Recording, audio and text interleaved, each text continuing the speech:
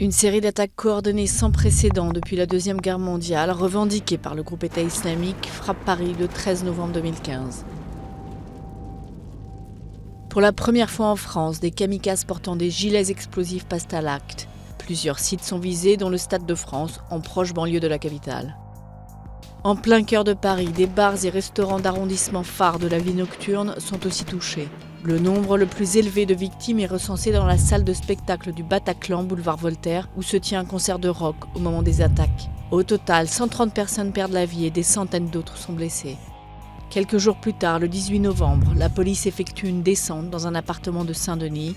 L'opération, menée à l'aube et visant le cerveau présumé des attentats, se déroule à quelques kilomètres du Stade de France. Des hommes du RAID et de la BRI, unité d'élite de la police, prennent d'assaut l'appartement, bouclant le quartier et demandant aux riverains de rester cloîtrés chez eux. Toute la matinée, des habitants font état de fortes explosions et de tirs en rafale.